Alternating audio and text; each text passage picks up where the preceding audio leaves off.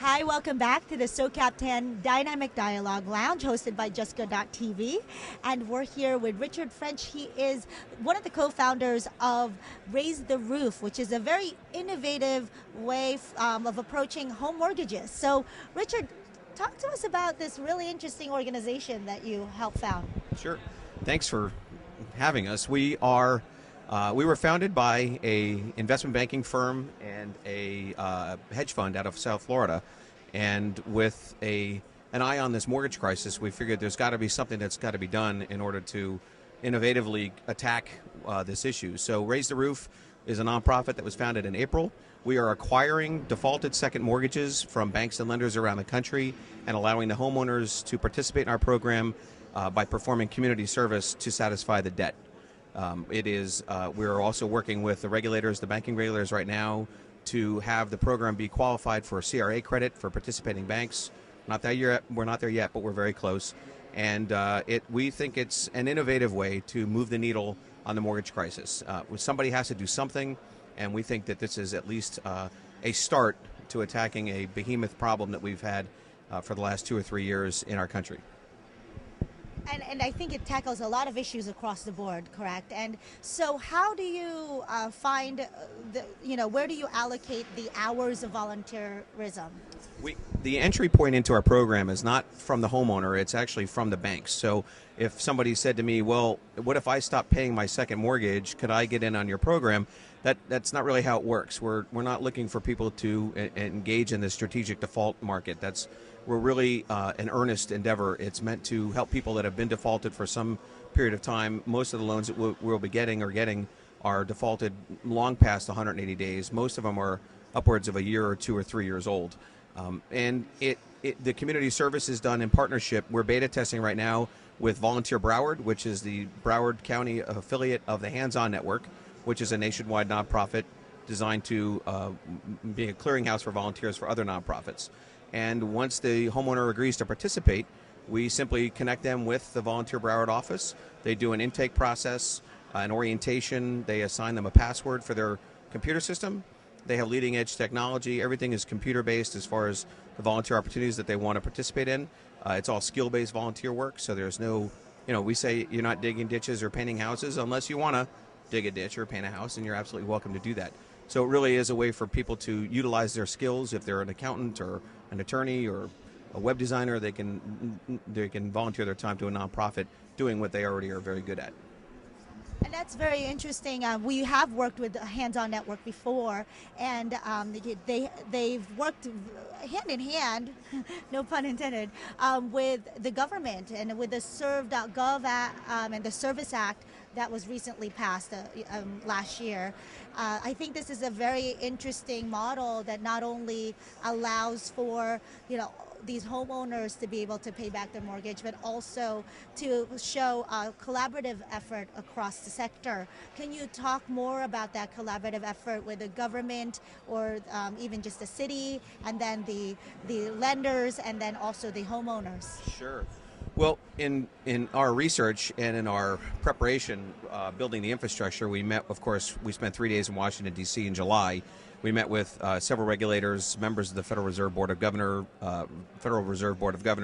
very smart economists and research analysts. And we also met with Sonal Shah, who's the director of the White House Office of Social Innovation, and they're very excited about it. And it is a real collaborative effort between the homeowner, obviously, the bank participating as well, and the community service world. And in this case, for us, it's our Volunteer Broward is our beta partner.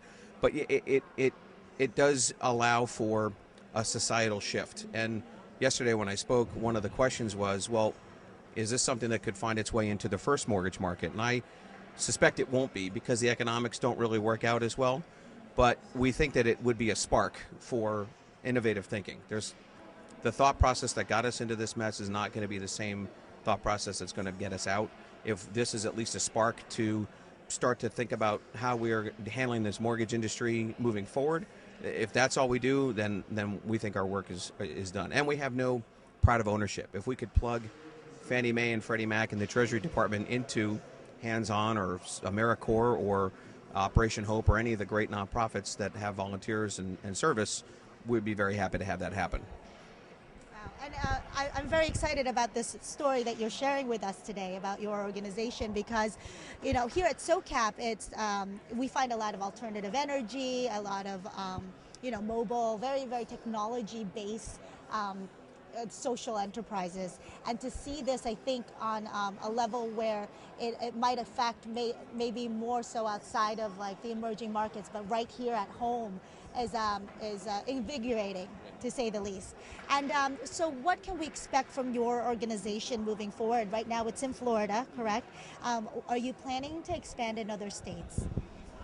We have taken our time in building the infrastructure so that it's scalable immediately. And we are looking to go nationwide as quickly as possible. We want to help as many families as we can satisfy as much secondary mortgage debt as they can. For every scenario that you can imagine, whether it's paying on their first and not paying on their second, and the house is in not yet foreclosure, for every scenario you can think of, there's a homeowner that fits that description. There's no one or two particular buckets that homeowners fall into. There's a myriad of reasons and circumstances surrounding homeowners that are facing foreclosure trouble. So we built it so that it becomes scalable immediately, and we've taken our time in rolling it out, and that's part of the reason why we're here at SOCAP, because of the collaborative and innovative ideas that are here, but also because we wanted to make sure that we had all of our ducks in a row before we launched. So that it is scalable immediately, and we are looking to take it nationwide as quickly as possible. And it's nice to see that Sonal Shah, who was here at SOCAP last year, has sat down with your organization and has helped figure this out from the ground level. And it's nice to see that it's a government in action, correct? And sometimes it's hard to see that. And so what would you like to get out of SOCAP now that you're here and trying to, you spoke yesterday, and what would you like to see out of the relationship you built? The big thing for me is that, the mortgage crisis is probably in the top 3, maybe top 5 issues in the country, yet there's nobody doing anything that we've found about it. There's no real innovative thinking about how to attack this problem. And if we can at least get the word out and start to set an example of what innovative thinking could bring to this particular problem and be a catalyst for the thought process to shift and the consciousness to shift around this, then we'd be very happy. And the economics and the numbers are pretty substantial. If we can get 10,000 homeowners at 100 hours of community service minimum, that's 1 million hours of community service work in our country. I can't imagine. I'm almost scared to think about what that would do to our society. And so to be at SOCAP is really about letting the cat out of the bag for us and starting to share it on a more national scale. And these people that are here understand the collaborative, innovative market, and the whole idea of capitalization on community service is really what we're doing in a very earnest fashion. Thank you so much, Richard, for sitting down and telling us your story. Can we find out more and what Raise the Roof, where is it? Where can we find that? www.raisetheroof.com, and we're on Twitter /RaiseTheRoofNow. Yeah, that's a great domain name. Well, stay tuned for more interesting stories with other social entrepreneurs and very socially innovative organizations here at SOCAP 10.